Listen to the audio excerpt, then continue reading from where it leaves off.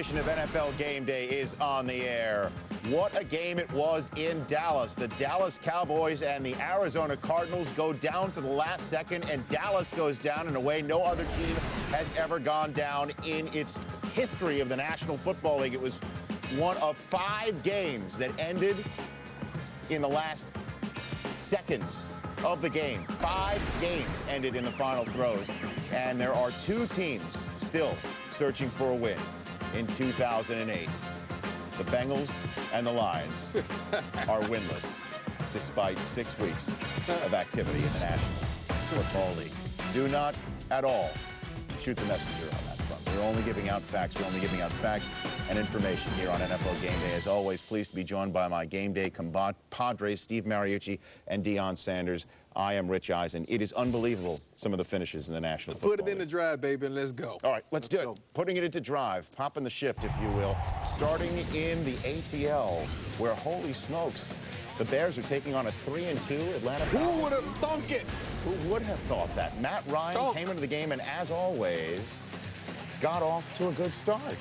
I like what they do with this kid early on. They allow him to throw passes in between the numbers, to rely on that running game and get his confidence up. That 15-yard gain of Roddy White led to a field goal. This Harry Douglas third down conversion led to a field goal in the second quarter on 3rd and 5. Ryan's connection with Brian Fitterer led to a field goal, so they're not really efficient in the red zone, but Matt Ryan on the day, his first career 300-yard passing game. We're in the third quarter of a field goal extravaganza, 12-3. And Matt Forte snaps off a 20-yard run for the Bears. This rookie running back is doing it on the ground, and he's doing it in the air. What a great draft pick he was. 11 plays later on 3rd and 1, Forte punches it in, and it's a 12-10 game. First touchdown of the contest in the Georgia Dome. The ensuing drive, 3rd and 10 for Matt Ryan. How can he respond? By going up top to Harry Douglas. How do you get that deep? One thing about this Bears defense, they like to cover 2 shell, and cover 2 down the seams up the middle of the field are open. 8 plays later, rolling to his left against the grain of his body, he finds Roddy White for the score. That's how Matt Ryan would respond to the Forte touchdown. 9-point game again. But back comes Kyle Orton to Greg Olsen on 2nd and 7, 13-yard pickup. 5 plays later, 4th and goal. What does Lovie Smith decide to do? He needs 2 scores. Might as well get the field goal. No, he decides to go for the touchdown, and he gets nothing. Yeah, you can show a lot of confidence in your offensive line going for it, but boy, you have to make it. You need 2 scores. Mike Smith fired up. See, I like a coach that shows emotion. But the Bears get the ball back after the Falcons go 3 and out and have good field position and do more with it. Greg Olsen back inside the red zone again. That led to a field goal that the Bears took. 6-point game. The ensuing kickoff. Here comes Jarius Norwood, busting free.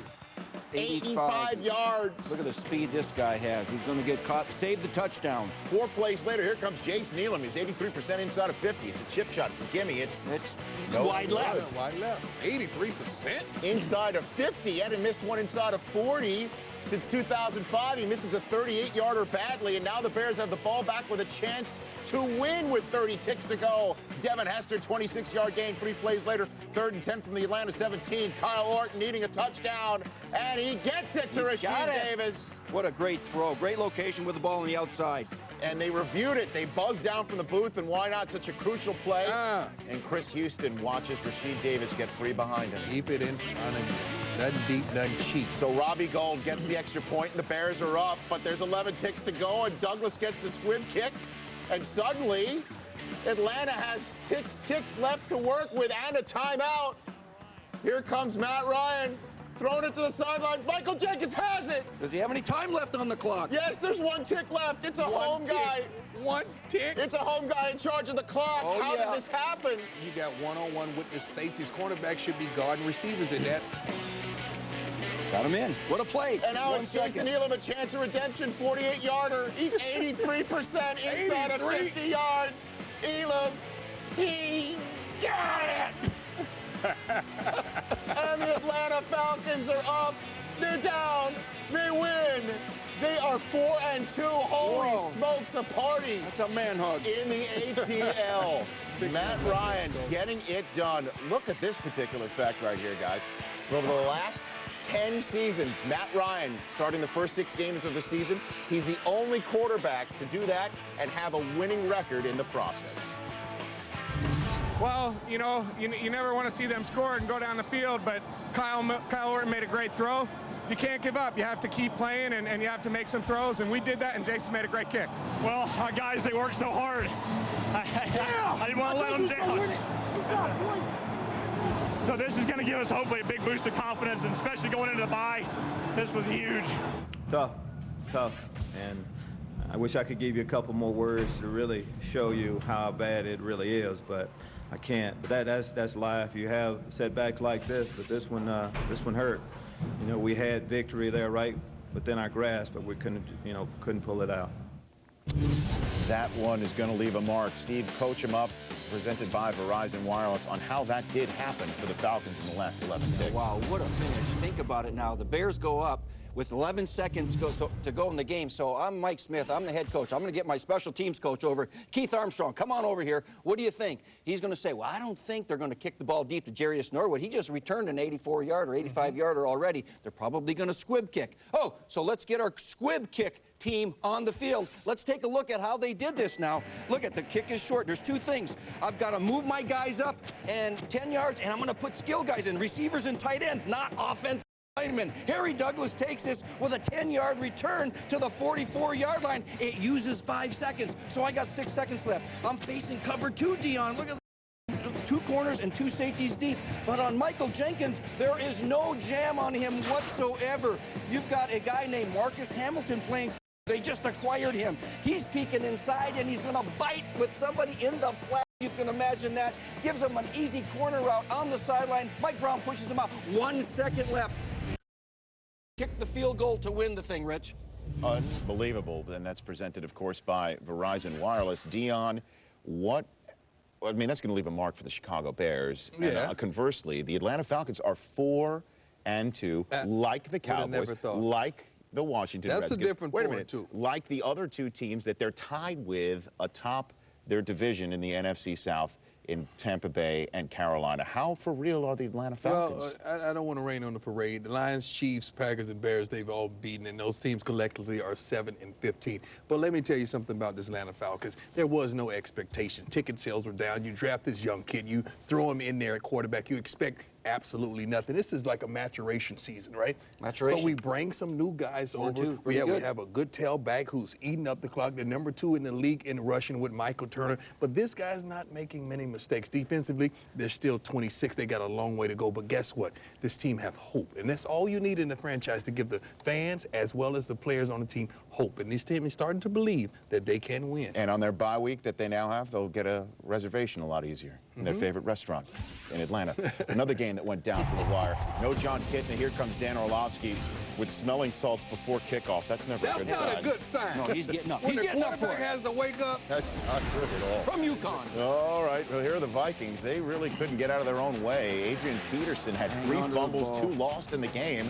He was going in for the first score. He fumbles it, but Dan Orlovsky gives him 2 points. I don't understand. He just runs. Let's call a prime out. Yeah, let's call a prime out and really break this thing down. Dan, 25 years old, played the final 2 minutes of games in 2005. Third quarterback inactive every game last season. Wow. 2008, it's his first game today. He don't know any better. We got to take a prime out because that right there will have a coach sitting right behind him. Yeah, he needs more smelling salts, I guess. Meanwhile, the Lions defense was doing the job on Gus Frerotte. Frerotte behind that solid offensive line, and Minnesota sacked only 4 times coming into the game all year. Sacked 4 times on Sunday by the Lions, and it was 3-2 at the half. The Lions were up, I guess, on a Lou Whitaker solo shot.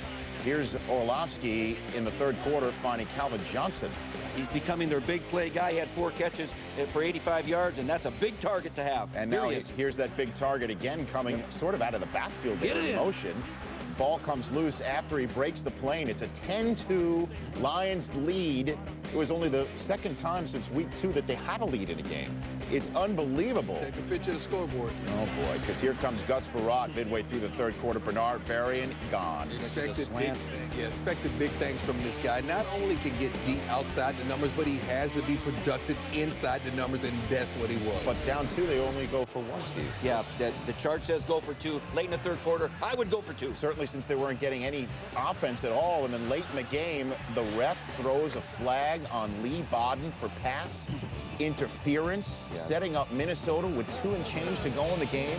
Yeah, this is the penalty that drives me nuts now. Field goal 50 territory. yards long for a penalty. It looks like very incidental contact. I don't think they need to call that. Let them play football. Let them play the game. So Rod Marinelli already feels the trapdoor opening up, because here's Ryan Longwell 5 plays later from 26 yards out. And that's the way the Vikings escape against the Detroit Lions, who are still winless in the 2008 campaign. Don't you go anywhere. We're just getting underway. What a game between the Cowboys and the Cardinals. It lived up to its marquee billing. The game went into overtime and ended in a way we've never seen a game end. Then we had some great, fantastic finishes. The Rams in D.C. We just showed you one in the Georgia Dome, and it's just been all over the map on this day. That included another AFC paint swapping contest between the Broncos and the Jaguars. Don't go anywhere, people. Please work with us, not against us, on Game Day Fun.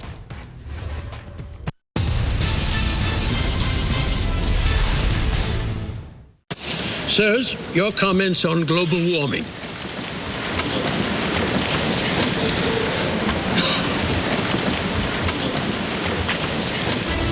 Sunday NFL Countdown, only on NASN.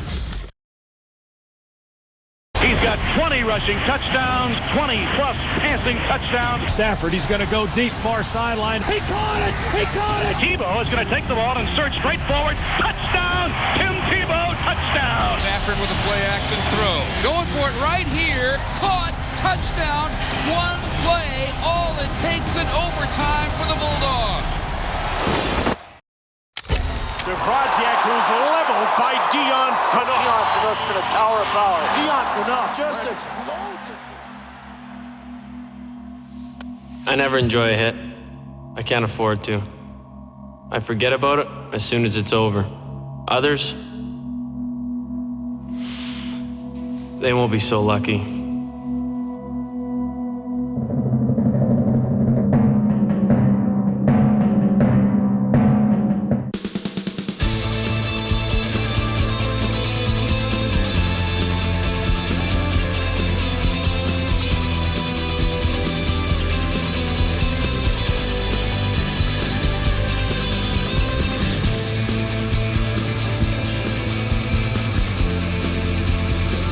And a National League Championship Series continues tonight only on NASN.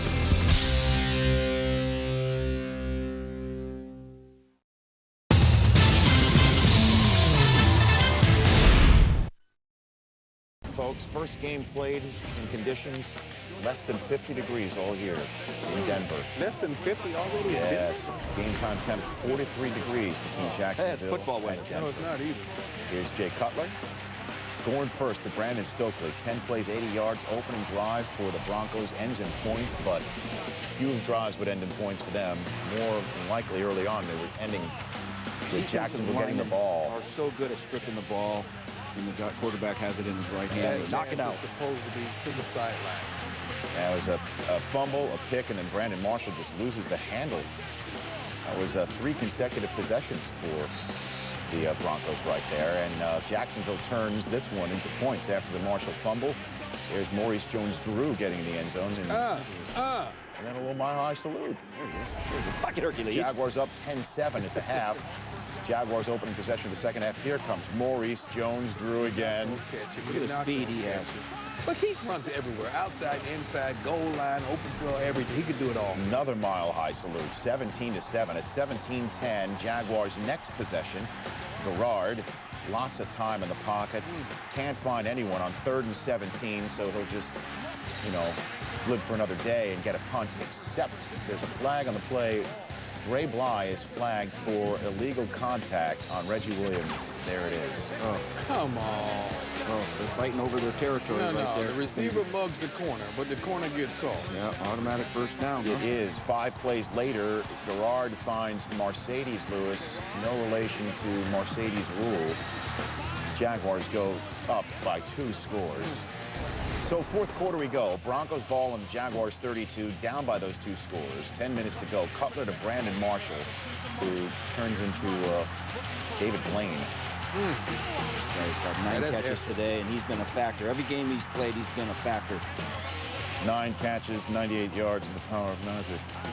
2 plays later, Cutler to Daniel Graham, and we got a 1-score ball game, everybody. One thing we know about the Broncos offense, they can score. But one thing we know about the Broncos defense, they can't give it up. Here come the Jaguars with less than 5 minutes to go. Garrard on to Greg Estandia. That's incomplete. This is called pass interference on Marlon McCree, number 20.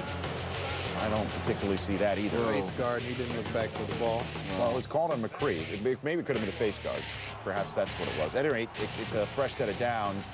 And then Fred Taylor on 2nd and 6 with the Broncos running out of timeouts. Bull rushes his way for a first down. And the Jaguars win. They are 3-3. The Broncos fall to 4-2. More importantly, they're halfway done with their home schedule. 3 of the next 4 games for them are on the road, including next week at New England, and the offense that was on tilt over the first 3 games has suddenly been held to 20 or fewer points in 3 straight games. After the game, I'm told David Garrard was suited and booted. Let's take a look.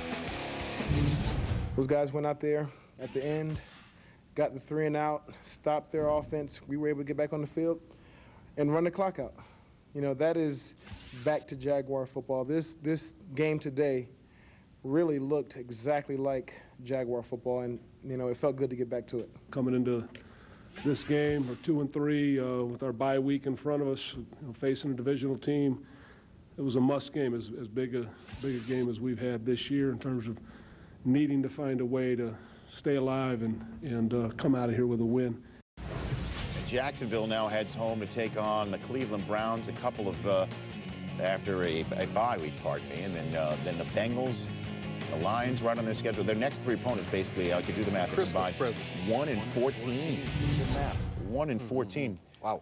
Well, what do you make of this game? First of all, let me take a moment of silence for David Garrard. Silence. Silence. My man, you look good. He was Oh, yeah, he clean. was. I mean, that's boy to health. He may get arrested on the way home. Back to this offense. This is the Jacksonville Jaguars offense. We're going to run the ball. Time of possession, over 33 minutes, protected the ball, not putting it all on the ground, all over the place. Ball control offense. Garrard, the same formula that they had last year. Yeah. Defensively, they made plays. We're looking for identity from this Jacksonville Jaguars team. They were known for running the ball, time of possession. We're going to play sturdy defense, and that's what they're starting to do. But they're in a tough division with Indy and Tennessee. They are, and Denver's got an explosive offense. We know that, but they're 30th on defense and last against the pass. Their defense needs to get shored up somehow before this thing is through, but they turned it over 3 times. They're going to have to outscore people, and Jacksonville did just what you said. They ran the ball. They played what David Garrard said, Jacksonville football, run the ball with Maurice Jones-Drew and control the clock. Board of Health is good? That's good? He's the best dressed player in the NFL. Really? Whoa. Yeah, and I said that. And you know my credentials. Nice, nice. The Oakland Raiders, the first game of the Cable administration, looked a lot like Art Shell 2 in New Orleans. And the surf and turf battle, fish and beef. Fish and beef, I like that. Yes, Miami has been playing with porpoise. Where's the beef? Oh boy, we'll be back. Yay.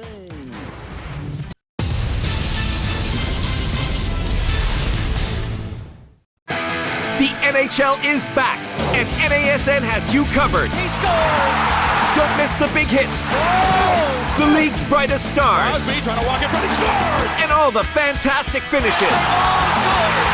What a play! Watch over 200 live games this season, including the All-Star Game, the playoffs, and the 2009 Stanley Cup Finals. Stanley Cup. Live from the U.S. and Canada, we take you right into the action. NASN, your home for the NHL.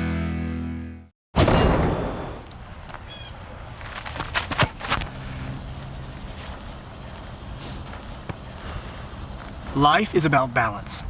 When you achieve balance, the impossible becomes possible.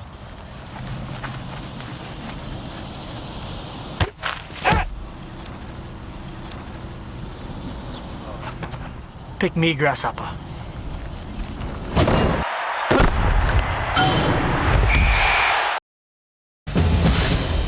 They have heard so much about this kid. He is a guy that just when you think you've got him, he's going to figure you out. Monday Night Football on NASN. After a shift of power in the AFC, the Broncos will be looking to capitalize on a weakened Patriots team in New England. Denver Broncos versus the New England Patriots. Coverage starts with ESPN's Monday Night Countdown. This Monday, only on NASN.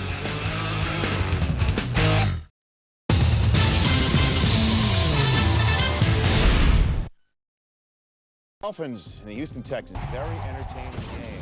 Matt Schaub back in at quarterback for Houston after missing last week. He's got to take on not one but two quarterbacks against Miami because they run an offense called Wildcat. Man, that animation that's good. And here's that Wildcat. Chad Pennington actually gets to touch the ball in this Wildcat formation instead of being the decoy. I will use that play this weekend. Where in your Pop Warner? It's expensive. You got to practice this a lot. Patrick Cobb's wide open after a little dipsy-do in the backfield. I love it. 53-yard score, and the Dolphins are up 7-0 second quarter. Chad Pennington just under center conventionally, throws it to Cobbs conventionally, who just conventionally takes it in from 80 yards out. Yeah, Kai, he's going to get a lot of the credit, but the timing, setting this play up, the linemen and the receivers blocking downfield are all inclusive. Talk about a career day. He had 3 catches for 2 touchdowns against the Texans, only 4 catches before Sunday in his whole career. But later on, up 14-3, or down 14-3, Houston gets a big punt return from Jacoby Jones, 70 yards for the score, and it's a 14-13 game. Third quarter we go. Matt Schaub to Andre Johnson, who had a career day himself. 61-yard gain right here. Johnson had a career day to the tune of 178 receiving yards. 2 plays later, it's Schaub to Johnson again.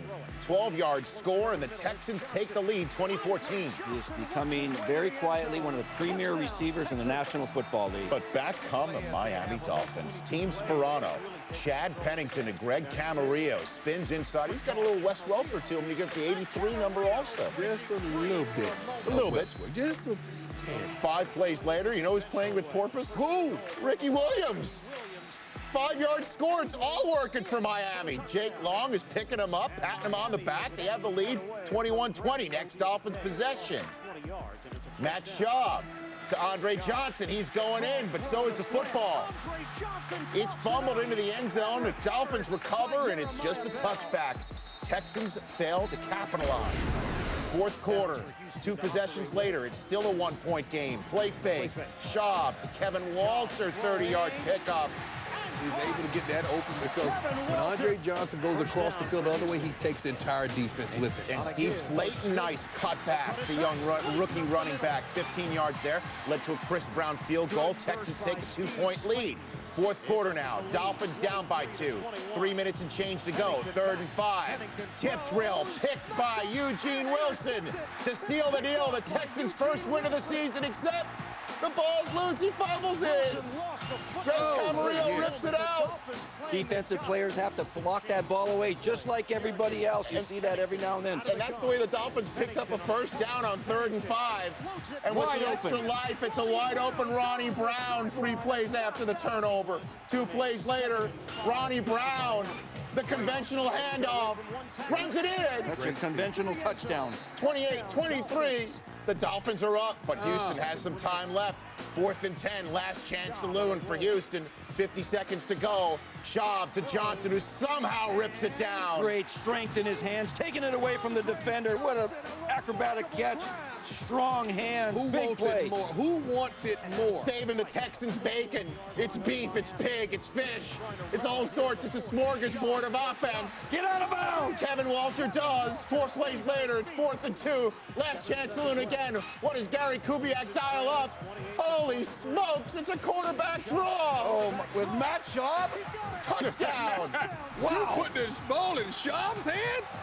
Texans win their first game of the season. What happened on that play? Can you imagine? 7 seconds left. 4th and 2 to win the game. He says, look at, I got single coverage on the outside. I got double coverage on the inside. That means I'm going to run the ball because there's nobody in my box except 4 defensive linemen. He could have thrown, but he says, no, I run the quarterback draw. But I got to set my feet, show pass, and set up to get the rush and people in coverage. And now I'm going to go off my right guard. I'm going to hit the A gap or the B gap, and I'm going to prance on in Pioneer to win the game with 3 seconds left on the clock. And that's the way the Texans get their first win of the season. Coach, I'm up right there, man. Yeah, it's presented by Verizon One. He has a sponsor? Ah, yes. It's the cable guy. Literally the cable guy. He was my line coach at Cal. He's smiling now. He'll be smiling in the end. First game of the Tom Cable administration. Jamarcus Russell back in the Superdome in SEC country finds Ronald Curry to lead to a field goal, and that would be it. That's it. That was it? For Oakland. Oh, okay. Reggie Bush, congrats to him. He joins Anquan Bolden as the fastest player in NFL history to get 200 receptions. Wow. Linebacker out of the backfield. That's not a good matchup. Led to a field goal. Deuce McAllister seems to be getting stronger and stronger. Downfield. Shoulder squared. 9-yard gain there. He had 13 rushes for 65 yards on the day. They need him to keep the wear and tear off of Reggie Bush, but they got to pound it in there with him for play action. And meanwhile, Drew Brees completed his first 16 attempts in the game. Lance Moore with a 20-yard gain there, and then 3 plays later, here comes Reggie. Blocked up, just like you draw it up in the playbook. 18-play, 86-yard drive, almost 11 minutes off the clock, third quarter. Saints' first possession of the second half, 11th play of a drive, and Brees dumps it off to Aaron Stecker, well set up. Saints up by 2 scores now. Raiders ensuing possession. It was much easier for Russell with LSU in this building. Right. Playing against grown men, huh? Grown men. And Jason With David kids, is one of those responsibilities. grown men. He picks it off, returns at 18 yards to the Oakland 17, and then 2 plays later, it's Brees to Reggie Bush again. And the Saints just crush the Raiders. Check down, 2 missed tackles right here. This guy can score from anywhere on the field. 34-3, and you have to say that Cable has to get back to basics. Yeah. Basic Cable. There you go. You understand? Basic Cable. Got it. Oh, boy. 34-3. Still on this digital program here on Turn NFL that cable off in a minute. Game Day Final. What a game this was in the desert. Cowboys and Arizona Cardinals in one for the books. Perhaps the best game of the year, and that's saying quite a bit. Sunday night football. Could the Chargers finally beat the Patriots? No Tom Brady. Would the Patriots have any chance with the Chargers wearing their powder blues?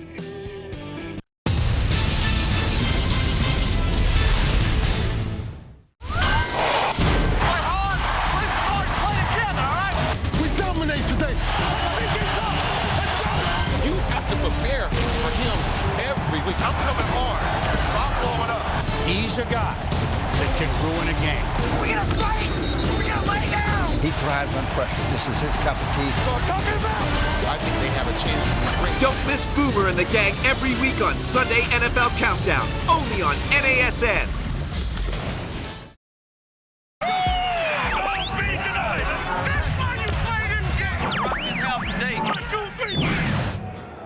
Time to get it on.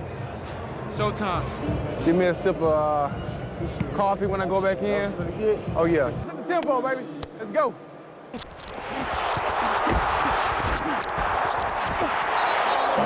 And finish this drive with a touchdown, man.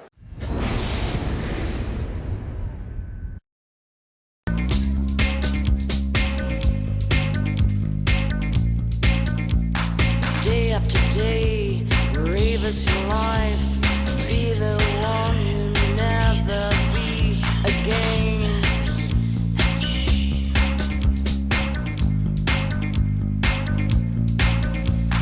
Day after day, rave us your life. Be the one you never be again.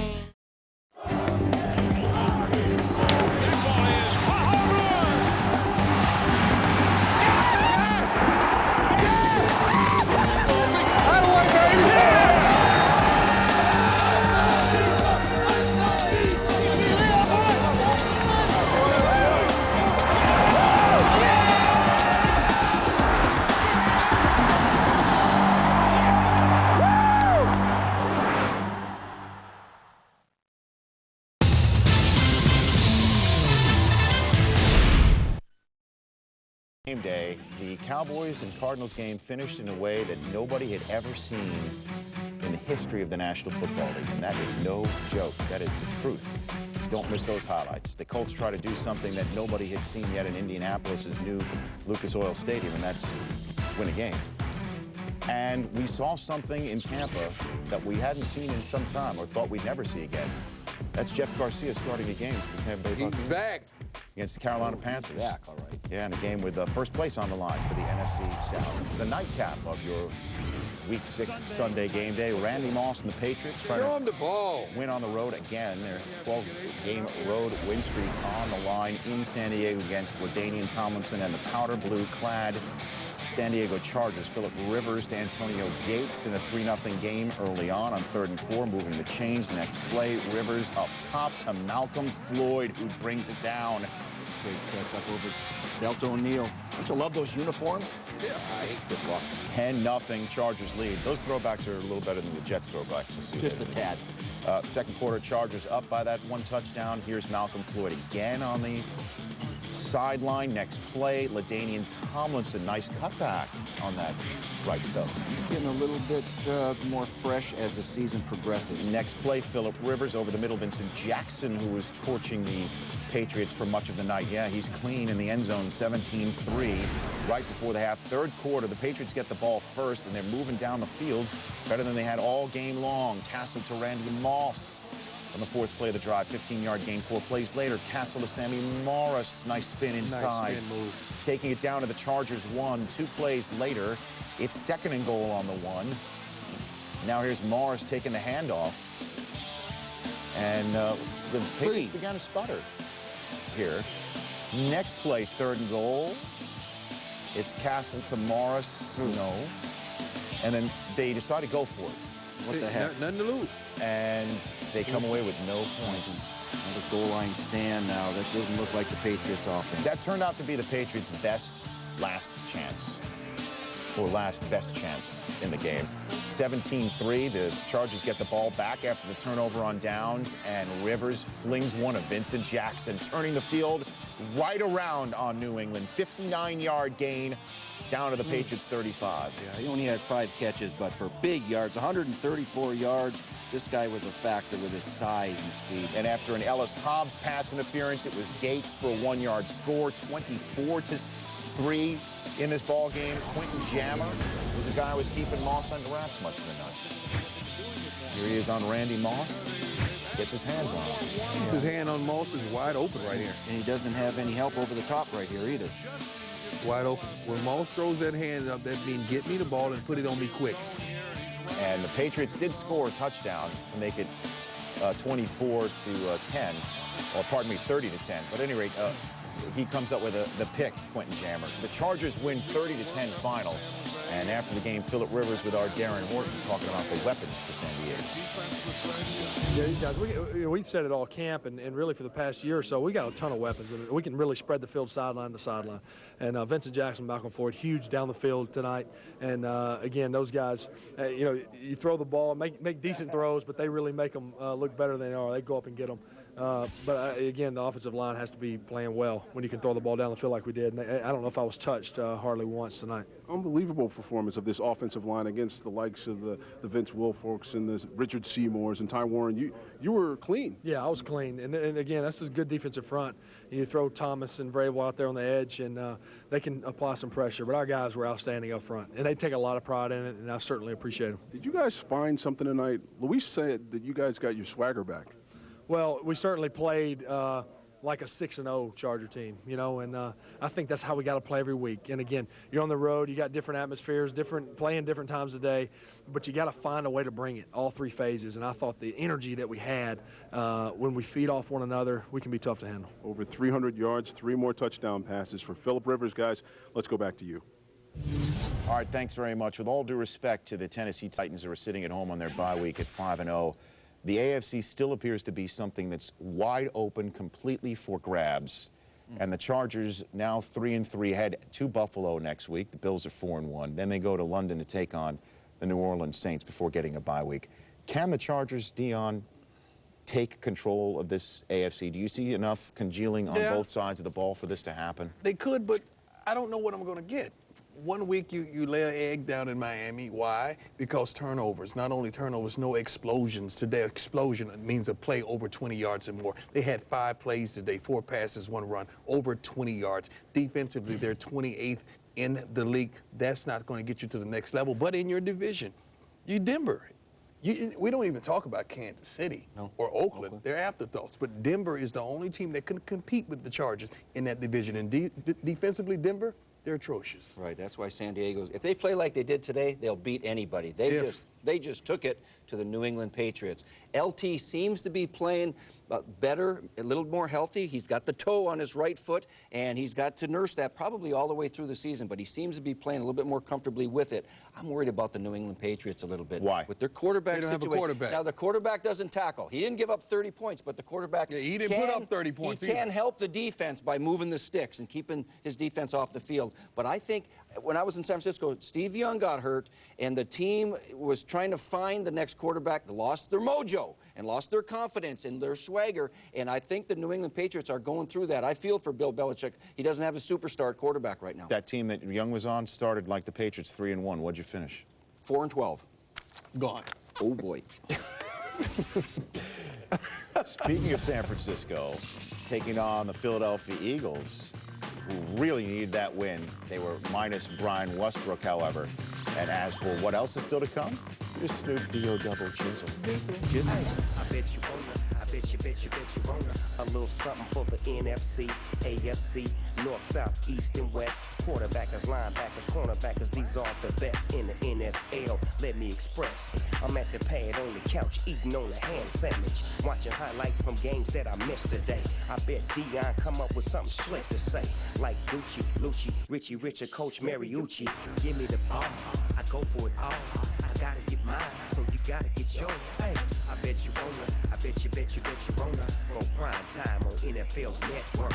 I bet you wanna, I bet you wanna. I bet you wanna.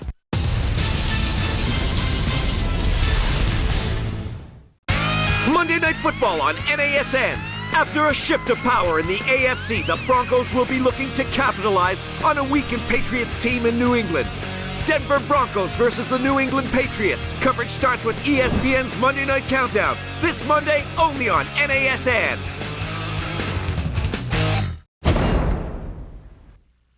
In this line of work, you need strength as well as instincts. Put it right here. Gotcha. Check this out. Ready? Go! That's why you picked me. Your move.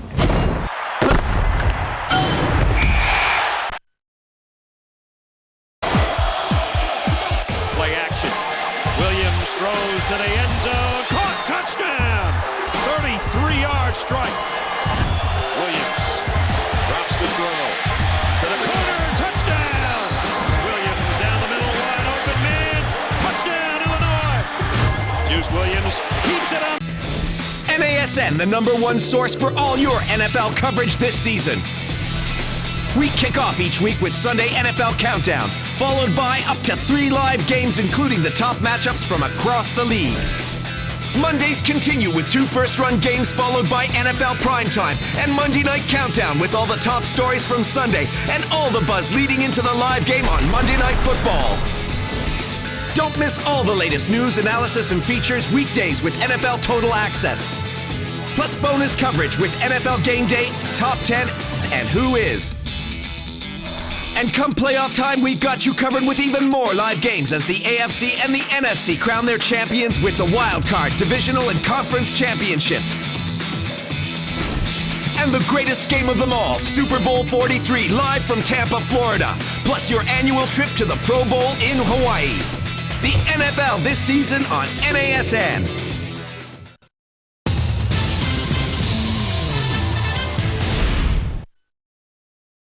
Bowl.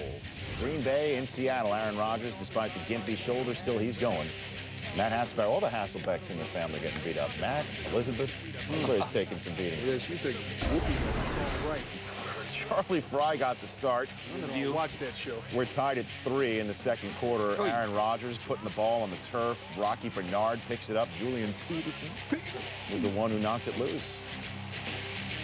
This eventually sets up a 4th and 1 for Mike Homer, and he's going to go for it. Why not go for it, right? They're 1 and 3. They need a spark. It's T.J. Duckett gaining the edge. P.J. Duckett from Michigan State. First down, 3 plays later, Charlie Fry to John Carlson, touchdown, Seattle. 10-3. I don't know why I just went Harry Callis on you. I like it. Just decided to. Packers ensuing drive. Rodgers to a sliding Donald driver. He'll go anywhere and catch the ball. His arm looks okay, huh? 8 plays later, it's another 3rd and 9. And Rodgers scrambles to find Greg Jennings from the Western Michigan University. That's what Aaron Rodgers does well. He leaves the pocket, makes good decisions, still very accurately on the move. And he can move in the pocket as well, especially when the pocket's being pushed forward. This was originally ruled not a touchdown, but being in the last 2 minutes of the half, the booth buzzed down and said... No whistle blows, no whistle. We'll push it in there. There it is, touchdown. I'm surprised they called 2 quarterback sneaks with his shoulder. Well, Holmgren's upset because he thought the forward progress that the play was whistled dead, and you can't review it. But at any rate, it's a touchdown for Green Bay to tie the game at 10 midway through the 3rd quarter. Here comes Greg Jennings again. Yeah, Aaron can throw the deep ball, put it up over the top of the defender. 46-yard score. Jennings can get deep with the best of them. I think he's getting deep to Hawaii at this point. You got that right. Later in the 3rd, Rodgers bootlegging, keeps it himself, so he can move out of the pocket, in the pocket. He's up there, he's out there. His hair is perfect. 5 more for defensive holding. 4th quarter, Rodgers rolls out. Who does he find with all his weapons? The fullback, John, don't call me Bowie Kuhn. 15-play, 84-yard scoring drive lasting almost 8 minutes off the clock. And Seattle really needs to get things moving without their quarterback. The 12th man was silent, certainly after Charles Woodson with his 4th pick of the year. Yeah, he's definitely going to Hawaii. And the Packers snapped their 3-game losing streak. The Seattle Seahawks are 1-4. Let's move down the coast a bit to San Francisco. Frank Gore, your league leader in yards from scrimmage, taking on an Eagles team that Donovan McNabb said was embarrassed. Were embarrassing in their previous 2 losses. They don't even have Brian Westbrook in this game, but they do have Fraction Jackson. Yeah, the youngster from Cal. Now he's their leading receiver and, of course, their leading punt returner. Exciting player. And Donovan McNabb is now the all-time leader in Eagles history for career pass attempts with that one. And 2 plays later, here's another attempt. This one gets 7 points. Hank Baskett, nice grab. I'm mandated to call it a basket catch. He's 6'4", and the corner is just not tall enough. 14-6. The Eagles trying to add some points right before the end of the half, but the team adding the points is San Francisco. The David Akers 54-yard attempt is blocked. Donald Strickland returns it, so instead of the Eagles going up 29 in the locker room, they're up only 17-16. Big special teams plays all over the place today. The suit loves it. 3rd quarter, here's J.T. O'Sullivan. Quick zip one to Arnez, battled for 26 yards. He's hot. He sees the blitz and gets it out quickly to the inside receiver. 3 plays later, 1st and goal from the 6. It's Frank Gore, the inconvenient truth. Touchdown. San Francisco takes the lead, down 17-6. They're now up 23-17. Gore with a buck 1 on the day. After forcing an Eagles punt, here comes J.T. O'Sullivan to Vernon Davis. Vernon Davis' best game of the year with 6 catches. He's got to do more of this. I think best game of his career. They got to find a way to get this kid the ball. 57-yard gain, longest gain of his career. 7 plays later, 3rd and 6 from the 11. O'Sullivan looks back for a wide open Davis, and yikes, in a way. Very well. So a field goal settled there. 26-17 is the lead. That's when the Eagles began to move the football. 4th quarter, McNabb down 9 points with 14 and change to go. Zings one to Deshaun Jackson with 98 receiving yards on the day. 4 plays later, 3rd and goal. McNabb over the middle, L.J. Smith touchdown.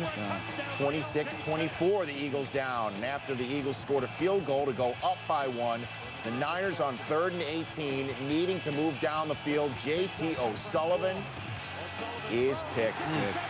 Quentin Michael steps in front of Isaac Bruce. Michael returns at 41 yards, but the Eagles only get a field goal. So it's a 4-point game.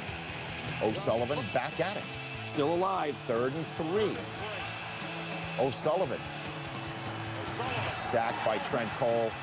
Chris Clemens recovers the suit. Stoic. But he looks very well pressed. Yes, he does. Eagles, however, get only a field goal. So it's a 7-point game. O'Sullivan can tie it. Instead, it's a pick 6 the other way. Jaquay Parker caps a 40 burger as the Eagles snap their 2-game losing streak, going out to the West Coast and getting a big win for McNabb and the Eagles. You know, a lot of things are necessary in this game.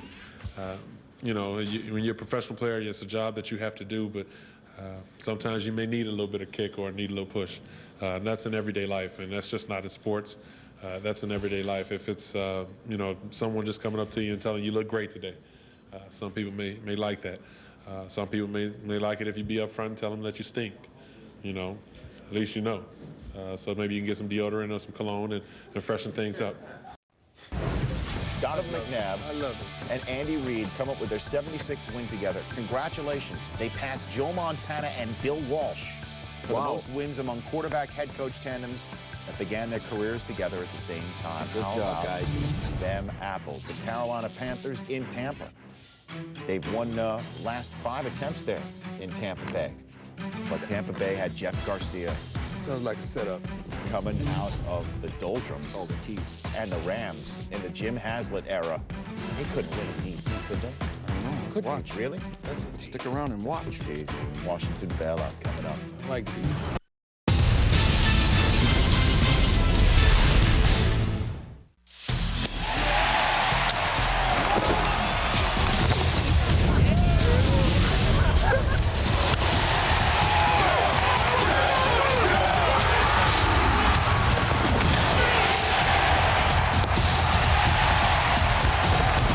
espn brings you the very best MLB coverage, including the playoffs and the 2008 World Series.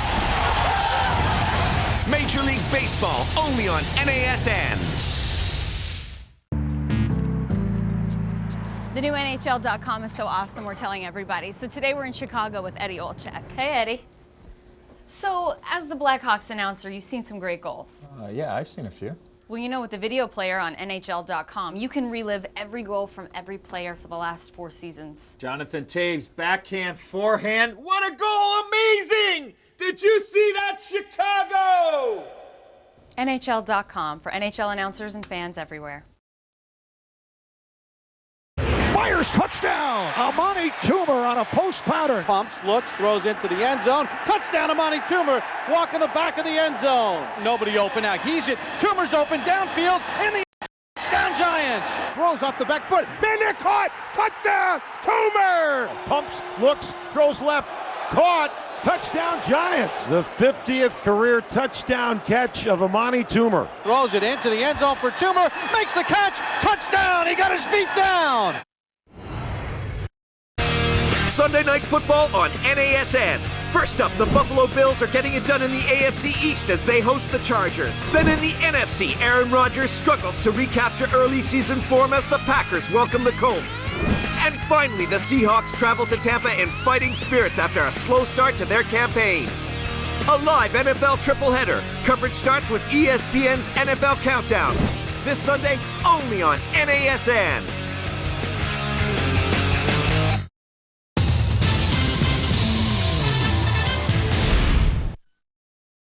So the Redskins are hailed for their victory tour in Dallas, in Philadelphia. They come back. Well, and they find the Rams in a sort of a shell of the Marshall Faulk type era form. Jim Haslett's first game as head coach there, named 13 days before kickoff of this one. That's not Marshall Faulk. That's Steven Jackson fumbling it. That's Steven Jackson fumbling it. And Clinton Portis turns it right into points. It's called short field. And they took full advantage of it. Take the lead. Not the way you want to start off in FedEx Field, but the Redskins uncharacteristically matched the Rams for turnovers and even took them one further. Here is Chris Cooley turning it over at the end of the first quarter. First turnover of the year for the Redskins. And then later in the second quarter, a bad snap. Jason Campbell can't get it. It's recovered by Chris Long, the rookie. Snaps it up. Late in the second quarter, it's a 7-3 game. Less than a minute to go in the half. And Campbell's pass seemingly appropriately picked out of the air by Pete Kendall, but he just coughs it up, and the ball is loose, and O.J. Atagwe picks it up, and the Rams take the lead heading into halftime. You got a stunned crowd, too. Right before halftime when you score, it's a huge momentum. 75-yard return. Fourth quarter we go. The Rams are up 16-10 in D.C. But here comes Clinton Portis running as hard as he's ever run. You're right about that. Time and time again. 29-yard gain right there. 7 plays later, Jason Campbell out of the shotgun. Another 29-yard gain. Antoine Randall down to the 2. And then it's Sheriff Tutu, a.k.a. Dr. Dewich Big, a.k.a. Bud Fox. Put it in the end zone. Touchdown. 21 rushes, 129 yards, and 2 scores for Portis. So they take the lead. Yeah, so, you know, they turned it over against the Rams, and all they need to do is just basically run out the clock and make sure this doesn't really get connected, and they win the game. And suddenly, Donnie Avery grabs it with a minute to go. That's good coverage, and the ball's underthrown a little bit, and he comes back underneath to make a nice catch. So Jim Zorn calls a timeout as the Rams try and set up their place kicker on the proper pass, Josh Brown. But in the timeout, Richie Incognito, the center of the Rams, loses his cool. Cool it, Richie. Says something to the ref, who flips the flag in the air. Oh, jeez. So now, instead of it being a 34-yarder to win it, it's a 49-yarder to win it. But Josh Brown makes it a moot point by this boot. It's a boot point. Wow. How do the Rams do it? Wow. It doesn't matter. Coach Hazlitt, or as one-time Redskins coach called him, Coach Hazlitt, is a winner. The teams that usually win in this league have great confidence in themselves. They play with a little swagger. They believe they can win games. And I didn't think we had that, you know, probably the last year and a half, to be honest with you, because when things went bad, you know, we kind of tanked it, and we didn't do a good job. And that'll be my speech the rest of the year. It's hard for me to know that I let down the 52 other guys in this locker room, the coaches, the owners, the fans. I mean, if I knock that ball down, whether we make the field goal or not, we win the game today. And the guys in this locker room are upset, and the fans are upset, and everybody has a right to be upset. And you know, I think that I try to think my way around the field pretty good, and for somebody who thinks about football an awful lot, to make a boneheaded play like that is inexplicable. So the Giants sit at their home on their bye week, watch the Redskins lose to the Rams, and then watch the Dallas Cowboys play a nail-biter in Arizona against the Arizona Cardinals. You don't want to miss those highlights of the game of the day. While the Tampa Bay Buccaneers could rebound against the Carolina Panthers. They lost in Denver last week, but enjoyed some home cooking in Tampa on Sunday.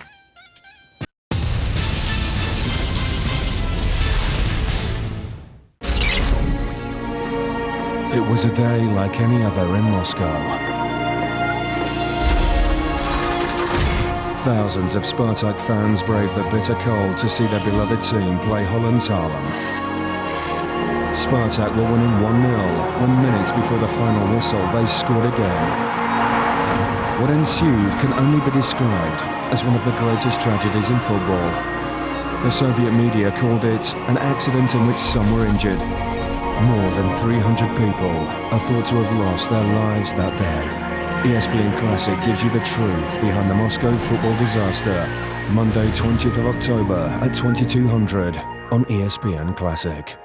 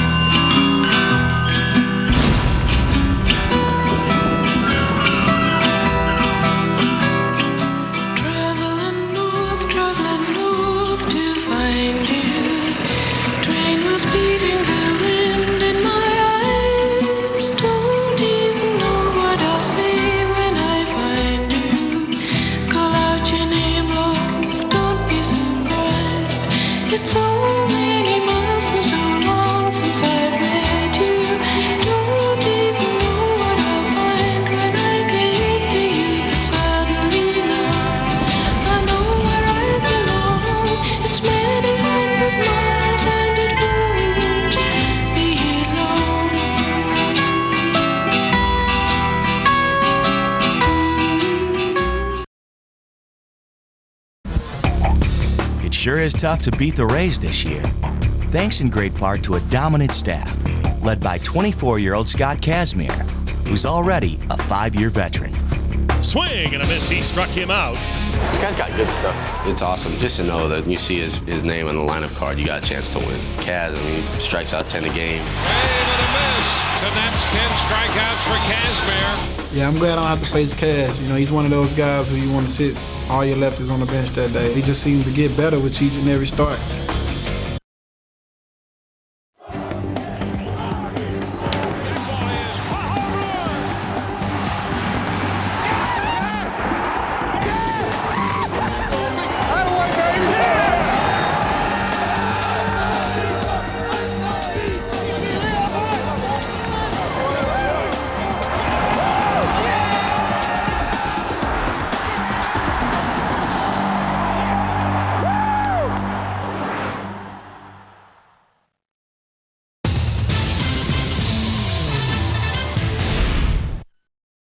Otherwise known for Jeff Garcia as Prison Break on Fox. Gets a chance to start again. He's back. He's back. Well, the offense and defense got picked up by the special teams early on for Tampa Bay. Special teams. You know, there's only 15 to 20 block punts every year, and there was like that many today, it seems. Geno Hayes with the first block punt return for a touchdown for the Buccaneers since 2001. That's taken too long. Right up the middle.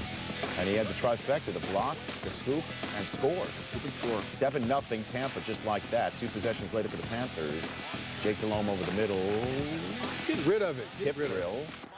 Tanar Jackson takes the tip ball. Monty Kiffin defense is noted for taking the ball away, like very opportunistic. 25-yard return, and then 3 plays later, here's Jeff Garcia. How about that?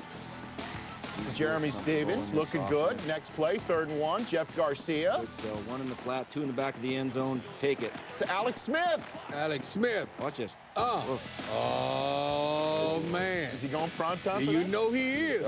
That's one of the prerequisites. Yeah, next drive for the Panthers. Steve Smith gets into the act. Get the ball on later. Take the air from up under it, put it on him quick, and you get a touchdown right there. Led to a field goal. Panthers looking for points before the half, down 14.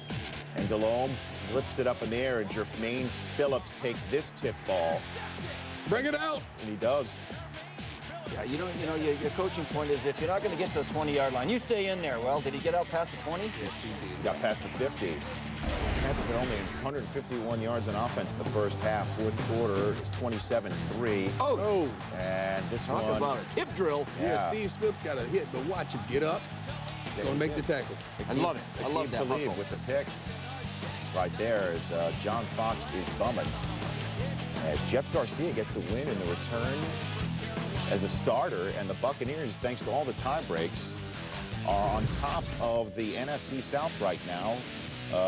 Technically, with the tie breaks, a better division record than the equally 4-2 Panthers and Falcons. The Saints are 3-3. So 3 teams with 4 wins and another team at 500. That reminds me of another division in the NFC. Apples and oranges. Apples and oranges. Best division in football, the NFC East.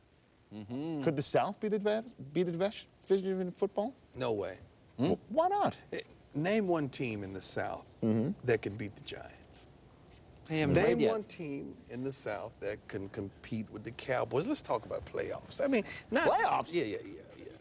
These teams are, that's a good one. These teams are the same caliber. It's week 6, though. Yes. It's week 6. They're not the same caliber. You can't even mention them in the same I breath. thought Here's you are the what thing. you are. The NFC East, there's 4-2s and 3-3, but they look vulnerable today. That division, Dallas loses, right? Because of our expectations. And Washington loses to St. Louis. Right. And I still think they're the best division. But the NFC South, you know why they're a good division? Because they all have good quarterbacking. They have Jeff Garcia. Grudes, keep Garcia at quarterback, will you please? Yeah, he'll get you there like he did last year. Delhomme is playing very well this year. He's Matt Ryan, the rookie, is playing as well as any rookie, and you got Drew Brees, the other guy. That's good quarterbacking in that division. The supposed worst division of football, the NFC West, McNabb went 2-1 against the NFC East on Sunday. Manning, Romo. That's good too. Meanwhile, Campbell. It looked like the Pitt Panthers had quite the day against the Cincinnati Bengals. Oh no, that's the New York Jets in their Titans uniforms. like far southern Mississippi uniform. Are you saying they should be throw-outs instead of throwbacks? Yeah, throw them out. Meanwhile, the Indianapolis Colts returned to Lucas Oil Stadium and got their first win in emphatic style against the Ravens.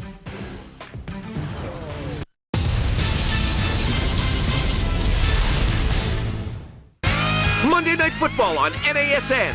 After a shift of power in the AFC, the Broncos will be looking to capitalize on a weakened Patriots team in New England. Denver Broncos versus the New England Patriots. Coverage starts with ESPN's Monday Night Countdown. This Monday, only on NASN.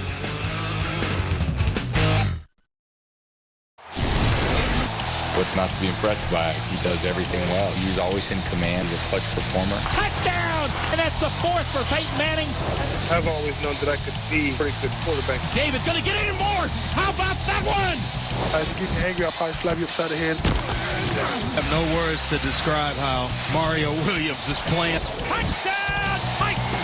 B.Y. to pay dirt. Vince Young is a quarterback. That's it. Mike just watched the way he danced past those two blockers. Slam dunk. ESPN 360. Wherever and whenever you're online, you're at the game. We dominate today. You have to prepare for him every week. I'm coming hard. I'm blowing up. He's a guy that can ruin a game. We gotta fight. We gotta lay down. He thrives on pressure. This is his cup of tea. So I'm talking about. I think they have a chance to be great. Don't miss Boomer and the gang every week on Sunday NFL Countdown, only on NASN.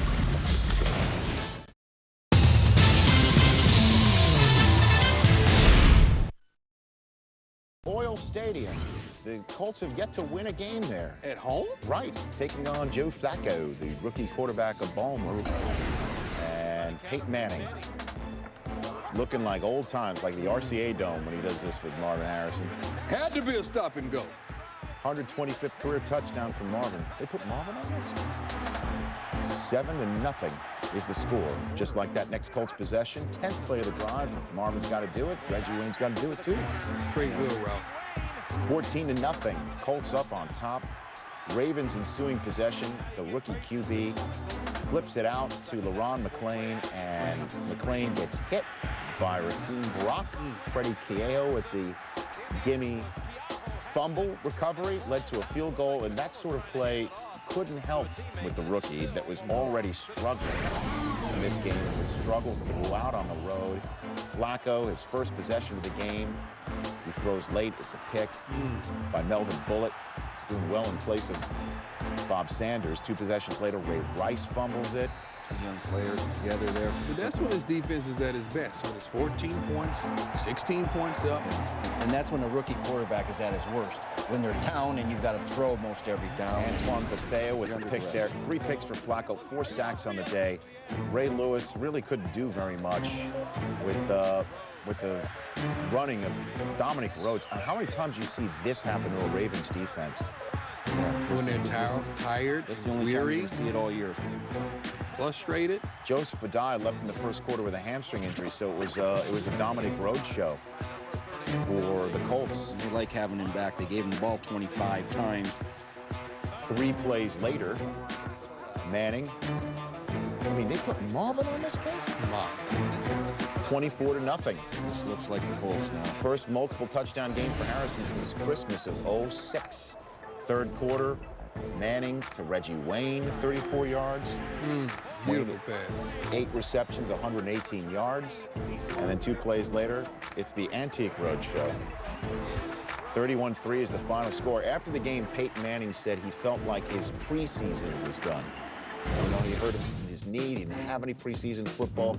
He says that he feels as if his regular season is just beginning, and his numbers clearly back that up. As you can see, his last 2 games, not even close to what we saw in the first 3 games for the Colts. Let's go to the Meadowlands. Carson Palmer could not go for the Bengals. He said after the game that he's going to see the Mets team doctor about his elbow. Yeah, you got to get a second opinion. Hopefully, good thing. Certainly wasn't for Billy Wacker, put it that way. Here's Brett Favre in those throwback uniforms. And the old New York Titans looked more like the Titanic on this play. Chinedum Ndukwe takes the fumble, loose ball, 15 yards for a touchdown. Bengals draw first blood against the Jets. Next drive, fourth play of the drive. It's 4th and 1 at the Cincinnati 38. And Favre with an empty backfield. Buys time, finds Lavernius Coles to move the chains. Keep the drive alive. 6 plays later, after 2 Jet penalties negated 2 Jet touchdowns, it's 3rd and goal from the 19. And Favre throws for Coles in the end zone, incomplete, but there's another penalty flag, this one on Leon Hall for illegal contact. So the Jets get a new set of downs. And 3 plays after the new sets of downs, they score their 3rd touchdown of the drive, but this one counts. Easy throw to Thomas Jones in the flat. 7-all. Second quarter, Jets up 10-7 now. Ryan Fitzpatrick getting the start, and the Harvard man, he got hands under the ball for one bit too long, Lovey. You gotta throw it when you're on the run like that. You can't set up when you're under duress. Hank Poteet causes the fumble. Go tell the others. First time Jim Backus ever said the words Hank Poteet, I believe. 3 plays later, it's Thomas Jones with his 2nd score of the day. Jets go up by 2 scores, 17-7. 2 possessions later for the Bengals, Fitzpatrick begins to click with his guys on 4th and 2 at TJ Houshmandzadeh. Nice grab. Bengals keep that drive alive. 7 plays later, Fitzpatrick finds Ben Utecht, and the booth doesn't buzz down, even though the Jets believe that there was a juggle on the play. And after further review, even though it wasn't reviewed, you could see Utecht doesn't potentially corral it. Ball's loose. You can't tell specifically, but there was no buzz down. It's in the last 2 minutes.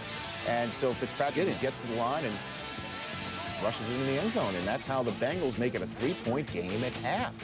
I wonder why they don't look at it sometimes up there. They were in Giants Stadium just a couple weeks ago. Almost beat the Giants there. Here they're just hanging with the Jets, down 6. Nice move. But that's when the Jets began to move the chains. Jericho Cotchery, 10-yard drive on 3rd and 4. 3 minutes to go. Favre, play action. Chris Baker, 6 yards, 1st down. Next play, it's Thomas Jones. Had only 2 touchdowns for the Jets all year last year. 3 touchdowns on this day alone. And the Jets go over 500. They are 3-2. They head out to Oakland to play the Raiders next week. The Bengals are 0-6. As always, we finish up strong here on NFL Game Day. What a game this was. The Cowboys and Cardinals, and then still to come, going primetime on the program.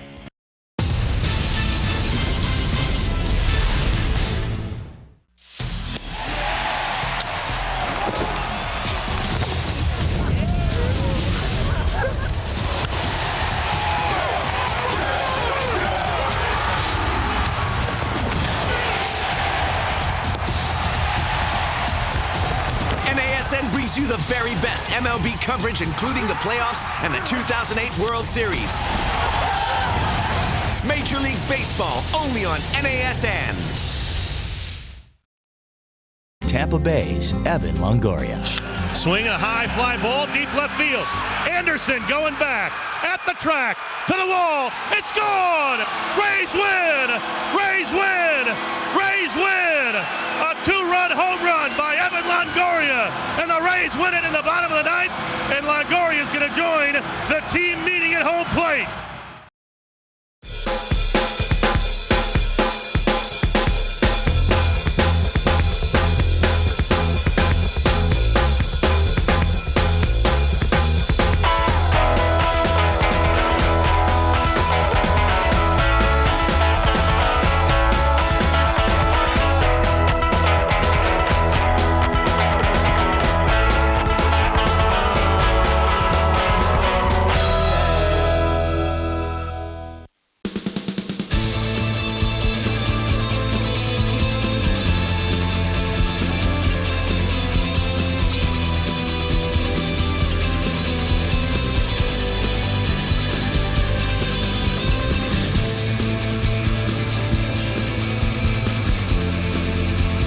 American and National League Championship Series continues tonight only on NASN.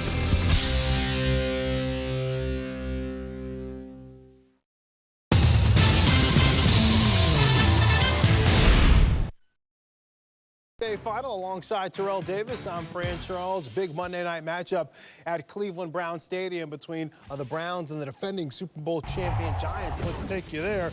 Giants coming into this matchup undefeated, but the Browns were thinking different thoughts. Derek Anderson up top to Braylon Edwards, TD. Oh, nice connection here. Braylon Edwards finally catching the ball this year. Looking good doing it. 70 yards down to the Giants' 4-yard line. Edwards with 3 catches for 129 yards in the first half. Great vision there by Jamal Lewis. Yeah, nice on the cutback lane. Jamal Lewis, get him the football, let him run with it. Browns on top 10-7.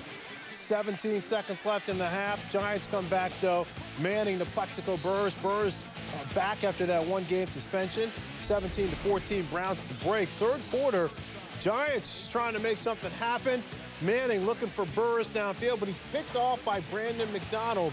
And we saw this more than once last year. Yeah, a couple of miscues by Eli Manning, throwing the ball a little too deep on that pass, and unlike Eli.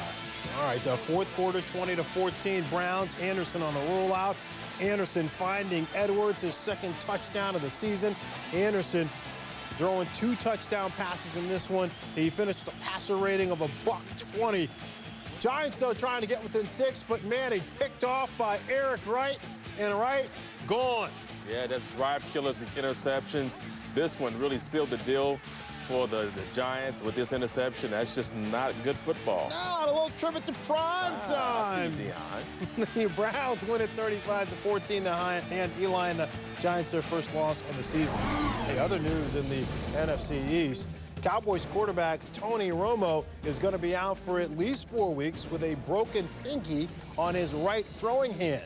The injury took place on the Cowboys' first play in overtime in their Arizona, so Brad Johnson will now be the starting quarterback for the Dallas Cowboys for the foreseeable future. And what's this going to mean for the Dallas Cowboys, TD? They weren't playing good football already. The last 3 games, they really struggled.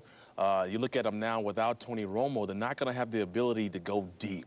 I mean, Brad Johnson's not the quarterback who's going to throw the deep ball. It's going to be a lot of dink and dunks. I think it's going to shrink that offense a little bit. It's going to a lot of teams are going to play them really with 8 in the box and force them to have to throw the football. It's not a good sign for the Dallas Cowboys. Started out on fire, 3-0, but they have lost 2 of their last 3 ball games. Do you see any other issues besides this situation with Romo now being gone for a few weeks? I think one issue with the Dallas Cowboys really started off in the preseason. We really predicted this team to be in the Super Bowl. Everybody was patting them on the back and really just throwing them in the championship game so early.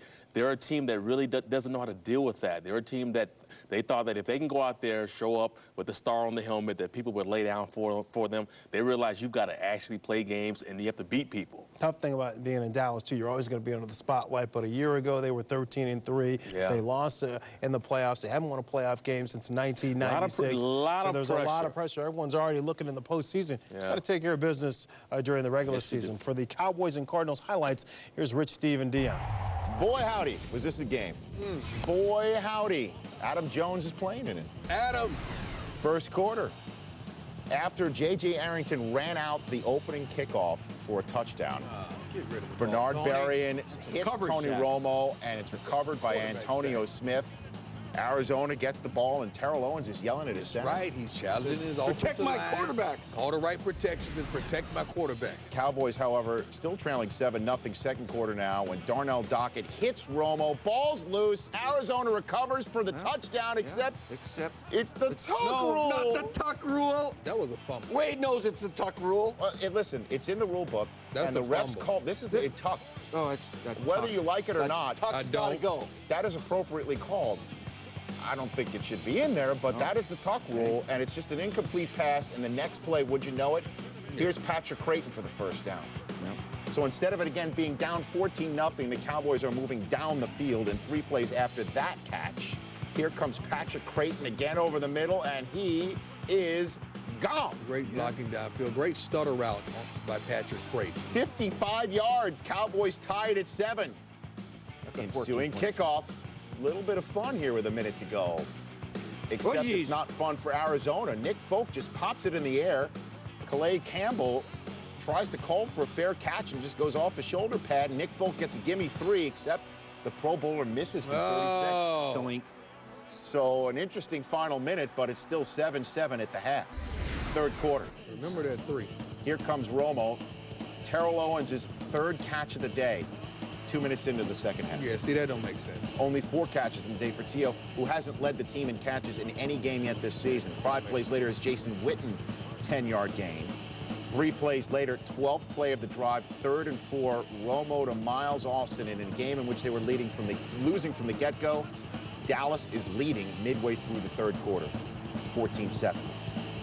Cardinals' next possession, Kurt Warner on 3rd and 17. Tip ball gets to Tim Hightower, and he gets the first down, 17 yards on 3rd and 17. Good effort. 3 plays later, 3rd and 6. Warner to the guy filling in quite well as a starter for Anquan Bolden, Steve Breston, 22-yard gain. 4 plays later, it's 1st and goal. Warner, why not flip it up to this guy? Great route, great switch route right there. The Cowboys should have known that was coming. It worked last week, it worked this week. Larry Fitzgerald ties the game at 14, 11-yard score. 4th quarter, first play of Kurt Warner. Launches it, gets hit. Larry Fitzgerald, jump ball, pulls it down. Throws it into coverage. He comes down between 2 defenders. 39-yard gain. 7 plays later, it's Warner to Steve Breston, touchdown. Cardinals back up, 21-14. 8 minutes left in the game after Cowboys 3 and out. It's 3rd and 7, Arizona with the ball. Warner to Larry Fitzgerald, 5 catches for 79 yards. This led to a Neil Rackers field goal. Arizona up 10, getting ready to serve notice on the rest of the NFC that they belong by beating the Cowboys. 2 minutes to go, needing 2 scores. It's Marion Barber. Watch that block by T.O. Making a play. Another block by receiver. Marion Barber, he's gone. And there's nothing they could do about it. This is a screen for 10 yards, and you get receivers blocking downfield that put him in the end zone. 70-yard score. Cowboys back within a field goal, 24-21, under 2 minutes to go on the game. A sack. Cowboys are out of timeouts, however. Big play by DeMarcus Ware. Cowboys' next possession. 21 seconds to go. 3rd and 11. Romo over the middle to Witten. What a big grab. 30-yard gain. And with the spiked ball, there's a member of the Arizona Cardinals who's not back on side, so tack on 5 more yards. Instead of it being a 57-yarder, it's a 52-yarder from Nick Folk to tie the game. And Folk's kick is blocked. No. Except, wait a minute, Ken Wisenhunt called a timeout. Why do they do that? Coach did call Well, a timeout. because it worked a couple times back in the day. So you can't ice him twice in a row, and Folk from 52. Nick, it's true. We're going to overtime. Boy. Wade Phillips, yay! Thank you for that timeout, he says. T.O. like, all right, you got it. Cowboys win the toss, 3rd and 18. First possession of overtime. Romo to Owens, incomplete. So the Cowboys are forced to punt. Arizona getting the ball back with a chance to win. Matt McBriar on the punt. It's blocked by Sean Moreeeee. No. Monty Beisel picks it up, and that's the way the Cardinals win. Jerry Jones can't believe what he's seen. The Cardinals are 4-2, just like the Cowboys, and what we saw was the very first instance in NFL history of an overtime game ending on a blocked punt for a touchdown. It had never happened before, and it happened in Arizona. Dallas goes to the Rams next, so they're 4-2, and the Rams, maybe they can knock off the Cowboys after knocking off the Redskins. We're going to go prime time. Let's do it. We are. But before we do that, wait a minute. We got to get to the moments of victory, presented by IBM. Snap, spot, kick is away, and it is good! Drive home safely, Atlanta wins. Well, our guys, they work so hard. I didn't want to let them down. 4th down at the Miami 3. Schaub takes the snap, quarterback draw. He runs in! Touchdown, Texans! Matt Schaub with the quarterback draw. Houston leads. Amazing! Snap is back, ball is down, kick is away. On its way, it is good! Great job. Josh Brown puts the Rams in the win column. This team deserved to win this football game. They practiced hard, they worked hard, and I'm glad they won because it would have been a shame if they lost. Here they come! Cardinals blocked it! It's picked up! It's a touchdown! Cardinals win! Sean Moreeeee with the block! Monty Beisel with the touchdown! Cardinals beat the Cowboys in overtime! No way! Yeah, yes way. That's the Moments of Victory presented by IBM. Don't go anywhere. When we come back, it's time to go prime time. Did you get a sponsor? I got a sponsor. You did? I got a sponsor.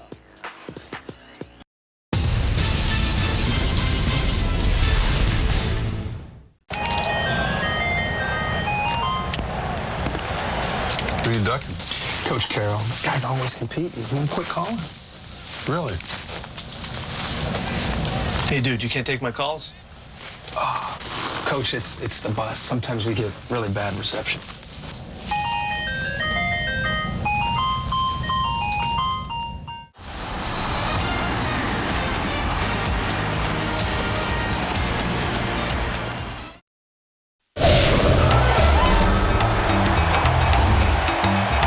That's me. That's how I run the ball.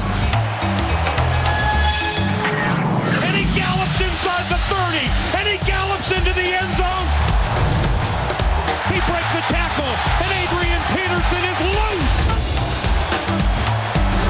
Peterson, touchdown, Lightning. And handoff Adrian Peterson, and there he goes.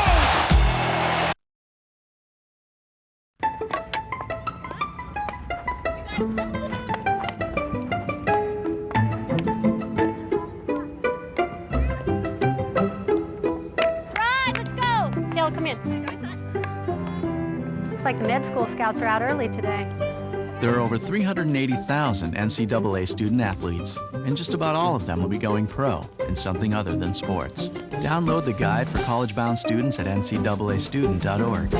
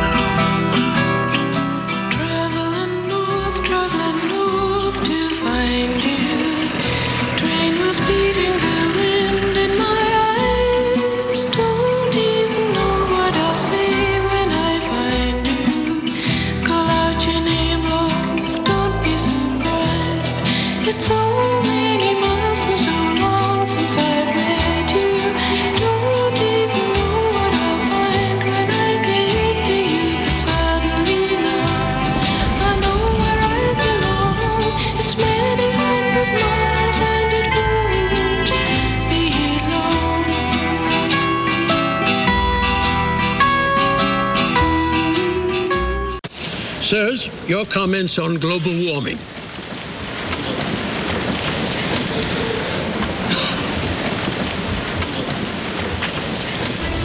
Sunday NFL Countdown, only on NASN.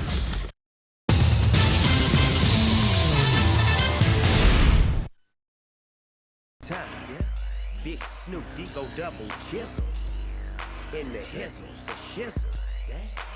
Give me the ball, I go for it all. I gotta get mine, so you gotta get yours. Hey, I bet you wanna, I bet you wanna. On prime time on NFL Network. Yeah, baby, let's go prime time, presented by National Car Rental. Valuable lesson. Action not received not last week. Action sponsor this week, I got him. I got 2 minutes and 20 seconds to get this car back, baby. So let's get started. Number 10. Jim Haslett wins his debut as the Rams head coach 1917 at Washington. Josh Brown kicks the game-winning 49-yard field goal.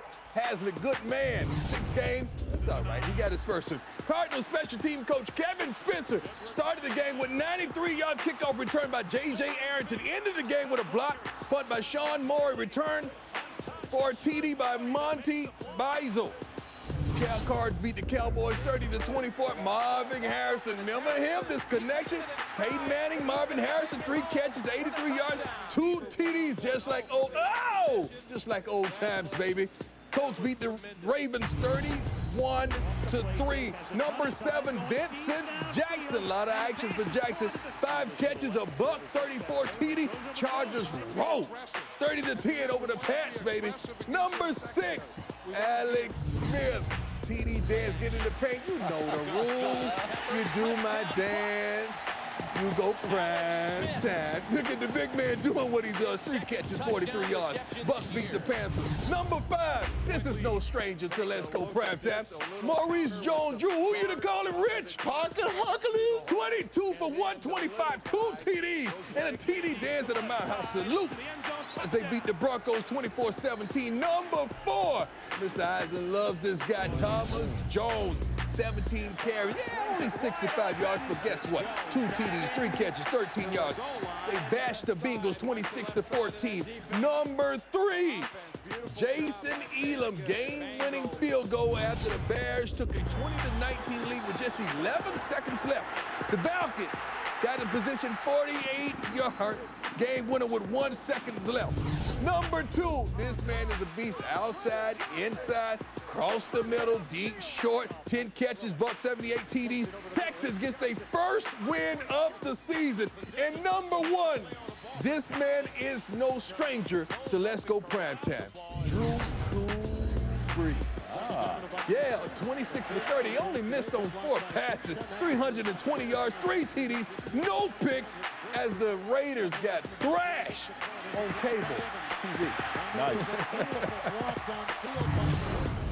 Nicely. Hey, ask not, receive not, baby. I got a sponsor. I mean, it's unbelievable. He asked for a sponsor. Yeah. He gets one. He was whining, actually. You're already sponsored, Steve. Yeah, that means I'm also sponsored. That means I'm the only guy on this show who's not sponsored, and I want to rectify that right now. Check this out for all you sponsors out there. Your name here. That's Gucci. right. Put Gucci right It's already gone. We'll see I've if already there's any lost my takers sponsor. next week. Actually, I think I need a Scotch tape sponsor. All right, that's for my arts and crafts. What have we learned? What did we learn in the program? You know what we saw today? I learned that What? the block punt for a touchdown. You're never going to see that in college football. They don't have that procedure. That's unique to pro football. We have 32 flavors in the NFL, and I do not know which one tastes the best. What I mean by that, AFC, NFC, I don't know who's the best right now. Asking Rob. That's why we play the game. And you know what I learned? That our sound effects department has no limit. The offense is called...